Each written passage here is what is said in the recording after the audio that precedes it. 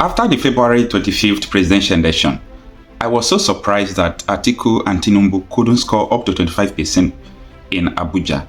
And I was thinking and trying to figure out the reason why these people were unable to score this percentage of vote, despite Abuja being in the north central of Nigeria. I think Abuja is being populated by mixed culture, mixed tribe in Nigeria, but especially the northerners and the middle belt. So I was thinking about this up till last 2 months when I started finding out the truth about the score sheet of Abuja, about the election result in Abuja. And I came to realize that the state governors in Nigeria are one of the major problems we have about Nigerian politics and election rigging.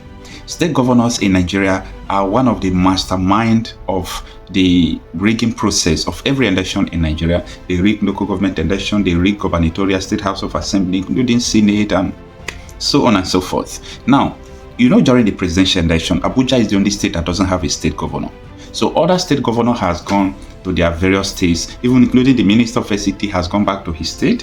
He wants to make sure that he deliver his state to his party, APC. So they left Abuja vulnerable. So, you know, only few people were left there. So because of that, there were not enough machinery to rig election in Abuja. And that was how both the APC and PDP, they couldn't score up to 25%. Now, that is not where I'm going. Where I'm going is this. If you know the kind of rigging that takes place in every state capital during presidential gubernatorial elections, you will see any governor and stone the person. Because these people will do everything possible to suppress your vote. So forget about those results that are being released by INEC from states. Maybe they say Labour Party won East states. If they show you the main result, you will close your mouth.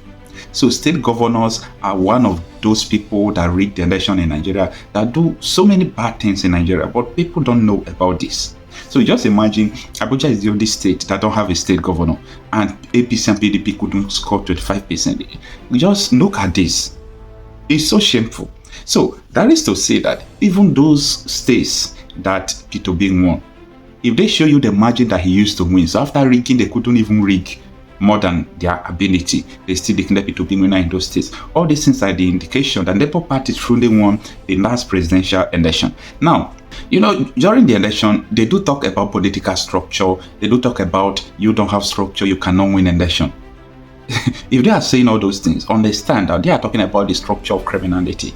Yes, if they are talking about structure, you don't have structure, you can't win election. They are talking about their rigging machineries that they have prepared to use the state money to do all sorts of things, sponsor talks, even to bribe some government agents. So this is what they do. So when they are talking about you don't have structure, they mean all this gubernatorial structure. If you don't have any state as a presidential candidate, they will consider you as a nothing because you don't have any governor that will rig for you. So these are the things that they normally do. So I came to find out at the end that the reason why P2P was able to score such percentage of vote in Abuja is because there was no governor there to rig the election. No governor there to rig the election. That is to say, in so many states that Peter Obi won, the margin is too much. Even the states he won that they rig against him, like Rivers, Benue, and so on and so forth. So this is so touching, this is so unfortunate. But I know that all these so-called political elite in Nigeria, they are not seeing what we are seeing. They are seeing the way they used to do things before, that it doesn't matter. As far as we are in power, we can do anything and go away with it. But thank God tomorrow is the judgment of Court of Appeal, but it doesn't end there. It ends at the Supreme Court. But the verdict of the Court of Appeal matters a lot. It matters a lot because if there are going to be changes in the Supreme Court, it could be little changes. So that is the case. That was how I find out that it was because Abuja doesn't have a governor that made Peter Obi to score such number of votes.